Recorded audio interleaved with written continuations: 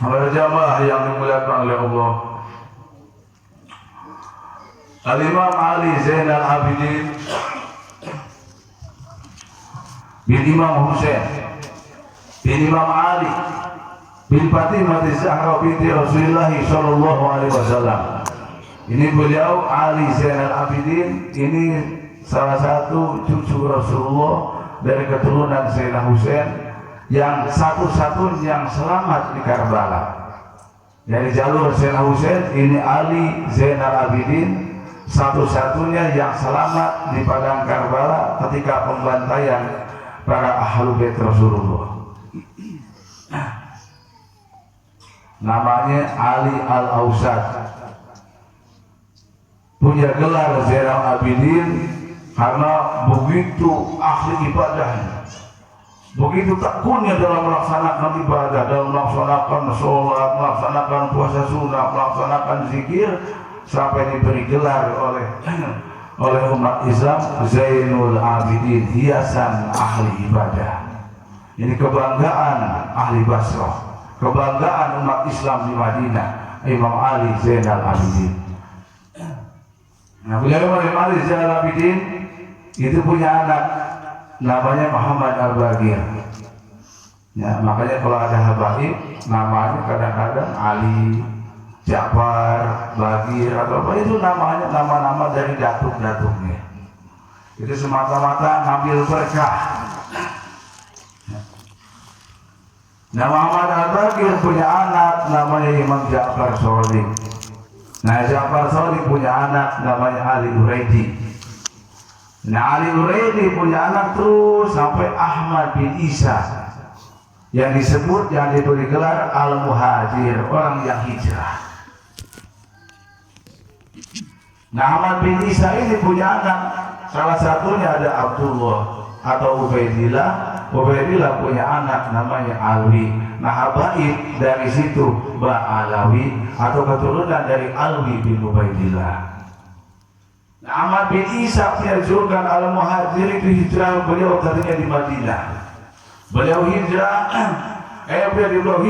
dari Madinah hijrah ke Irak. Nah, dari Irak beliau hijrah ke Hadramut. Makanya kita nasab ditulisin ada di situ Hajar Ahmad bin Isa wa waladuhu Abdullah. Ahmad bin Isa hijrah dari Irak ke Hadramut dengan anak yang namanya Abdullah. Pertanyaannya, kenapa Ahmad bin Isa sampai hijrah dari Madinah ke Irak, dari Irak ke Hadramut? Nah, karena pada waktu itu banyak dari kalangan keturunan Bani Umayyah, terus banyak juga di situ ada fitnah Qaromitoh. Itu fitnah Qaromitoh, itu fitnah-fitnah yang mana di situ mereka itu membenci para keturunan Rasulullah. Jadi kalau ada keturunan Nabi, nah mereka itu benci, bahkan nggak boleh ada yang membahas masalah kemuliaan, keutamaan ahlu bait Rasulullah. Jadi pada waktu itu pemimpin di situ kalau ada yang membahas tentang keutamaan, kemuliaan keluarga Rasulullah, nanti bisa dianiaya,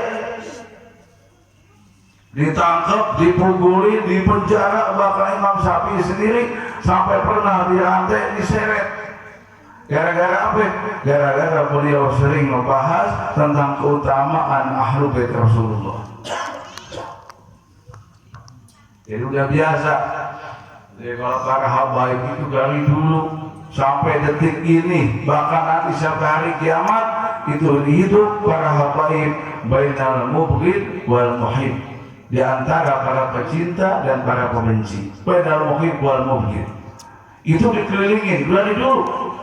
Jadi para ahlu bait keluarga Nabi dikelilingi sama para pecinta dan juga para pembenci, itu sudah biasa. Di mana ada pecinta, pasti di situ ada pembenci. Makanya Nabi sering wasiat. Kalau Nabi bilang, aku tinggalkan kepada kalian dua kepangkatan sakolin. Mari tamassakum bihim lan tadilu abada. Kalau kalian berpegang kepada keduanya, kalian tidak tersesat. Pertama, kitabullah, Al-Quran. Hai umat Islam, kata Rasulullah, setelah peninggalan aku tidak ada, Berpeganglah kalian kepada dua perkara, kata Nabi. Yang pertama Al-Quran, sekali Nabi bilang. Kedua, itrati ahli bait, keturunanku, kata Rasulullah. Tapi Nabi berapa kali? Udzakirkum bi ahli bait, udzakirkum bi ahli bait, udzakirkum bi ahli bait. 3 kali Nabi bilang, aku peringatkan kalian, aku ingatkan kalian tentang ahlu baitku, aku ingatkan kalian tentang ahlu baitku, aku ingatkan kalian tentang ahlu baitku. 3 kali Nabi bilang. Kalau Quran sekali Nabi katain, tapi kalau ahlu bait 3 kali Nabi ingetin. Kenapa? Nah, inilah yang terjadi. Banyak umat Islam lupa bahwa ahlu bait itu adalah keturunan suci Rasulullah. Banyak lagi dari kalangan umat Islam yang menolak tentang kemuliaan ahlu bait, yang tidak menerima, membenci kepada ahlu bait karena dasari dengan hasud. Tapi Nabi bilang, apa kata Nabi? Lil muhibbin abajun min rahmatillah. Jangan takut, kata Rasulullah, bagi kalian para pecinta ahlu bait kami, kata Nabi, abajun min rahmatillah, berbagai macam daripada rahmat Allah. Pecinta ahlu bait, kata Nabi, nanti Allah kasih karunia, Allah kasih nikmat, Allah kasih kasih kebahagiaan, berbagai macam daripada nikmat-nikmat rahmat Allah. Tapi awas, jangan bangga, awas, jangan tenang-tenang. Walimubghidina, kata Rasulullah, dan untuk pembenci kami, kata Nabi, afwajun min suhtillah, berbagai macam-macam daripada benci atau murka Allah. Awas, pembenci ahlu bait yang menolak kehadiran ahlu bait, ya, yang menolak nasab daripada ahlu bait, mereka akan mendapatkan berbagai macam daripada murka Allah. Allah akan kasih sulit kehidupannya, Allah akan sempit kehidupannya, Allah kasih musibah dalam hidupnya di dunia sampai akhirat. Makanya berapa kali Nabi bilang, istatani binnas huma bihim kufrun. Awas, kata Nabi, 2 perkara bagi manusia, huma bihim kufrun. Keduanya, barang siapa yang melaksanakan tadi keduanya, kufrun, maka hukumnya bisa kafir, bisa kufur. Apa yang pertama? At-ta'nu bin nasab, menolak nasab, menyerang nasab orang lain, itu bisa mengakibatkan kekufuran. Ini 2 perkara, kata Nabi, itu dapat mengakibatkan kekufuran. Yang pertama, at-ta'nu bin nasab, menyerang atau menolak nasab orang lain. Ini bahaya, ini bisa menyebabkan kekufuran ini. Yang kedua, an-nihayatu alal mayyit, meratapi mayit. Enak sebagai gede dengan malik hadir nanya nyerang dah lumayan.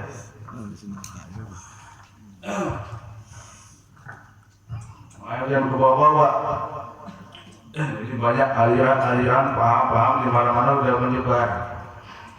Ini kemarin aja udah masuk ke daerah Cikalong. Ini golongan-golongan yang aku pecinta Nabi, yang aku pengen ngebersihin nasab Nabi dari oknum, yang aku pecinta Wali Songo, bahkan aku sebagai keturunan Wali Songo, pakai nama perjuangan Wali Songo, tapi yang diperjuangin bukan Wali Songo, Wali Setan. Nah, ini kerjaannya, ini yang aku perjuangan Wali Songo, ini kemana-mana, ini menolak, ya, nasab para ahli bait. Kemana-mana ini visinya itu merusak, menolak, menyebarkan kebencian kepada umat Islam, mengadu domba antara kiai dengan habaib, yang mengadu domba antara umat Islam. Nah, ini golongan begini,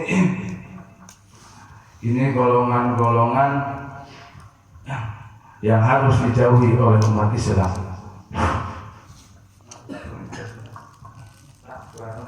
Malik naik harus sampai malik ke anak.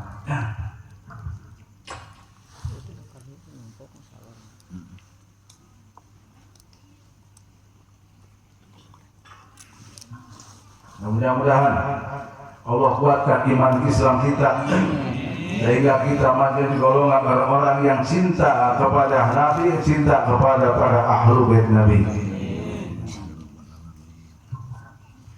Allah jauhkan kita daripada golongan-golongan yang benci kepada para ahlu bait Rasulullah.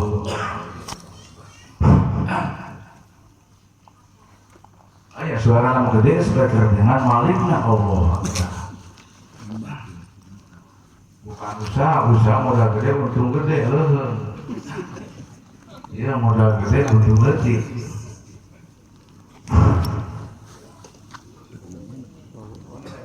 Kalau bola kalau yang besar gang itu setelah makan.